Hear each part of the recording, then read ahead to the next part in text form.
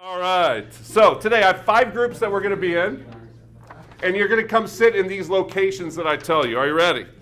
And the people you're with today aren't who you were with on Monday, right? Does that make sense if you look around, right?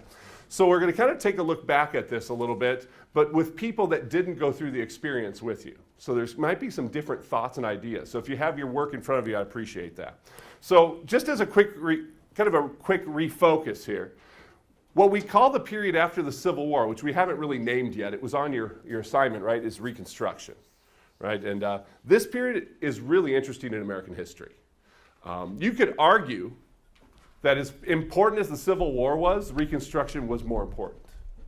Because it's what was the Civil War fought about, right? Why did we fight the Civil War? What did we get out of it, right? And that was actually one of the questions the other day was what was won, right? And we're going to talk about that a little bit more. But the weird thing about the Reconstruction is we can actually pretty much say from the end of the Civil War in 1865, remember when Lincoln dies, it's kind of the end of the Civil War, right? The last, the Appomattox Courthouse peace settlement between Grant and Lee is in April. And then this basically ends in 1877, so it's a 12-year window of time. And it has some wild kind of ups and downs for the people of America of all different backgrounds, okay? So it's really our attempt to rebuild, not just physically, but the Reconstruction is more about how do we put a nation back together? How do we deal with the new kind of issues, problems, and excitement of a country that's getting rid of slavery, right? That's what we're looking at. So we look at the first question. You might remember we had a picture of Roger Taney here, right? This statue, right? And you read it was mostly about his case, right? But his statue in Maryland was taken down this fall, right? You think about it, this case real quickly. What I want you to do with your group is think about what you put on the point of view questions there on the right-hand columns. Like, how would a slave in 1858 have viewed this case of the Dred Scott decision? How would, a Confederate or a person living in the South, a future Confederate, I suppose, have dealt with it? And how would a person that's sitting in your desk today look at this, right? We have very different feelings than the people 160 years ago did. So take a moment to kind of go through the different thoughts and ideas you had in your group and see if they're the same or see if there's something new you might get out of this a little bit today. That's an interesting, someone else said that's similar. Joe, what do you mean by that? I don't know, it doesn't really, I don't know, because we're in different, we have different, we've grown up in different cultures. Yeah. That's a fascinating thing because I think Brandon said something similar. Maybe you guys were in the same group, right? Yeah. So, but that's a really interesting, how much does it affect me? I think that's the question of history, isn't it? Right? Why do we take this class? Does it have any impact on our life? Right? And again, hopefully as we go throughout class today, we'll see more connection. But I think the average person in Orange County would definitely be indifferent to some of this, right? And again, if you look at even racial makeup of our community and things like that, right? Some people might say it didn't have a lot to do with me, whereas some might say, well, I think it might. Right? It's an interesting thing to think about. All right, so let's kind of come back together for a minute here. Now, this is a question I want to address all of you, and it's a little bit of a next step outside of this kind of the circles here. But if you got to the end of the article, the guy that wrote it was a person that gave tours around Maryland. And so he had to constantly explain when they drove past the Capitol building, which they call the Maryland State House, that this statue is what you saw.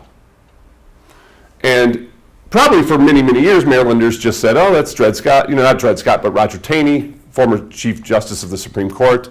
But he's really known for one case, the case that basically not only upholds slavery, but expanded slavery's power. So if you lived in Maryland in 2017, and this is the one thing you saw when you drove in the front of the building that is your state's center of government. It's interesting. I wonder how people of Maryland would think about that. Do you think people would kind of say, Roger Taney, he still was a really important guy, and maybe he actually was following the Constitution, because the Constitution doesn't talk about slavery. If it doesn't talk about it, how can he make a statement? It's his job to only really deal with the law. So there could be some arguments to say, Roger Taney's not a bad guy. He just did what he was asked to as a Supreme Court justice. And the question is, does a Supreme Court justice have a moral capability to start making decisions that are outside of the law? Well, that's a big question, right? Do we want our judges making moral decisions today? No. Right? So that's interesting, though, isn't it? We want to judge him morally, but does this create a slippery slope where we have problems, right? In the end of the article, the author talks about this statue and says, this statue has a lot of historical importance, but maybe not to be put in front of a Capitol building. It would be really good in a museum. It would be really good in a place where we get to learn about some of these things. And I think that's a dialogue that probably needs to happen all around our country regarding symbols and statues and things regarding things from history. What's that, Kyle? That's like, well, when the first like articles and news stories were coming out about the Confederate statues that were up in Charlottesville specifically, yeah. and how like people were like trying to get them down, and like everyone's like mad at everyone else and stuff.